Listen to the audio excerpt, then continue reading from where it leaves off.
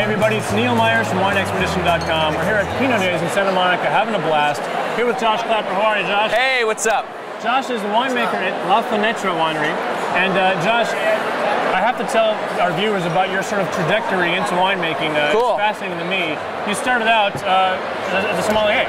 Yes, well, I mean, I worked in New York originally, but I really got my chops in the wine business with a restaurant called Sona in West Hollywood. Sure. I worked there for about 5 years, from 2002 to about early 2008. And you mentioned, I had a chance to taste with Josh at K&L Thursday night. You mentioned there was a particular moment, or wasn't there a particular bottle that you tasted? Or, no, what you said was, you really feel that as a winemaker, until you've tasted some of the great wines that you've tasted. Yes, the whole idea is that as a sommelier, I tasted thousands of amazing wines. You know, the best wines the world has to offer, vintage after vintage. Really, really old, great vintage Bordeaux. Really small production Burgundy from great wineries. Things from the Rhone that, you know, get 100 points every year from Robert Parker. Right. And only a fraction of a percentage of the population. Exactly. And they're not pouring those at Davis, unfortunately. You know, they need to have like an old and rare course. Right. But I've tasted a lot of the oldest and some of the rarest wines in the world, and some of the best. And they inspired me to try to do that in California. Nice. So fast forward, you started out with humble surroundings. No, I started out with 200 cases. I sold a car that I'd paid off for 10 grand. Nice. And I used that to make my first wine. So you couldn't get around very much, but you were making wine. Well, I bought a car that I had payments, so I had 10,000 in cash and a payment. So. Nice. and you were sourcing your fruit from all California? All California, all Santa Barbara County originally. Okay. So Santa Barbara Highlands, which is eastern Santa Barbara County. Sure. Biennacido in Santa Maria. Le Bon Climat, which is owned by Jim Clendena, my mentor, in Santa Maria, and a couple of Syrah vineyards. So, yeah. So what should we taste? What do you? Today we'll taste 2 wines. Start with the Le Bon Climat vineyard from Santa Maria, which you had at K&L. Right. We'll taste again. The aforementioned Jim Clendena, the maker there. 2007, so-called legendary vintage. Wow. All the talk's about 07 right now. I remember this. The wines are intense, but still really elegant. The nose is intense. I mean, it's like, How much? What's the oak story? New oak. So it's aged 18 months in 1/3 new oak. Okay. I use exclusively Francois Frère oak, Nice. which is a house that provides oak for all of. For many of the great wines in Burgundy, so Domaine de la Romanée-Conti uses Francois Frère oak, but more importantly for me, Jim Clendena uses Francois Frère oak, and he's my mentor, so he taught me how to make Pinot Noir. Medium plus toast. I'm supposed to be spinning, but I don't see a spin bucket. Yeah, it's okay, man. And Neil, you're a pro now. Yeah, sure. Here, try that one. Kargasaki Halama 2006 out of Magnum. Are these grapes from La Bon Climat's property, or? Yeah, they're from Jim's vineyard in the Santa Maria Valley. Nice. Wow. Showing nice, huh? So it's old Magnum of wine.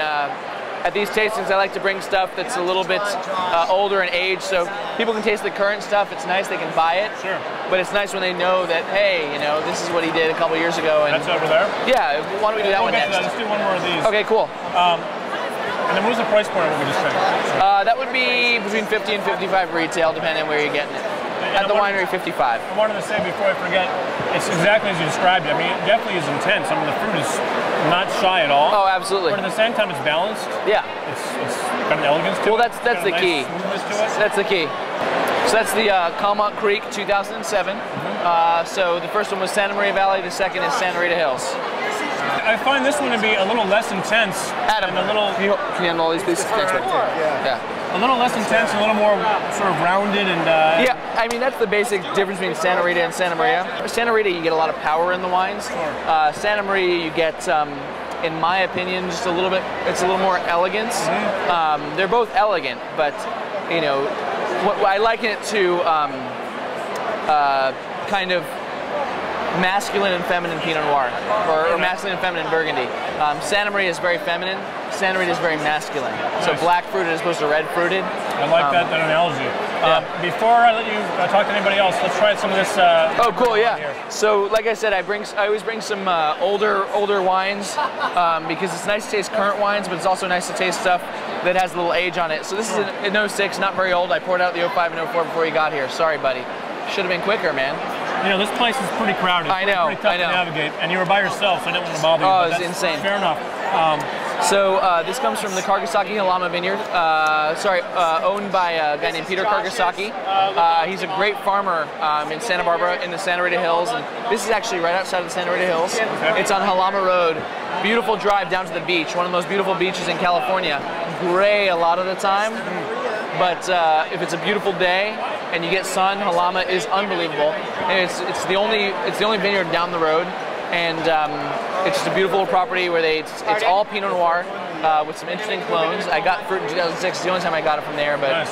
The wine's showing really great. Well, on the nose, I'm getting a lot of sort of secondary, but I'm getting pepper. Is that crazy? Yeah, there's a lot of pepper, a lot of juniper I find in that wine. But a really great vineyard. Really great vineyard. Yeah, it's like wow. I hated this wine when I first released it. Are you serious? I mean, I liked it. I thought it was going to be really you feel good. Like it's evolved beyond your expectations. Oh yeah, I didn't think it would be this good 2 years on. You know, 2006, I was barely releasing my first wine when I was making this, so I had very little experience. I mean, I had my 04s, which I was releasing, and making my 06s. Right. So it was kind of like I'd bottled stuff, but no experience. So now a couple years on, I'm learning every day. Sure. You know, that's what it's all about. I mean, you know, if you're lucky, you get 30 or 35 tries, right? I mean, it's kind of the way it goes. So. Well, you know what? It's certainly a compliment that your wine is actually aging nicely. Yeah, I think so. So you're doing something right. I'm excited about that. There you go, straight from Josh's mouth, from the horse's mouth. And before anyone else comes to grab some wine, we're going to say goodnight. Neil Myers from WineExpedition.com. Cheers. Good night.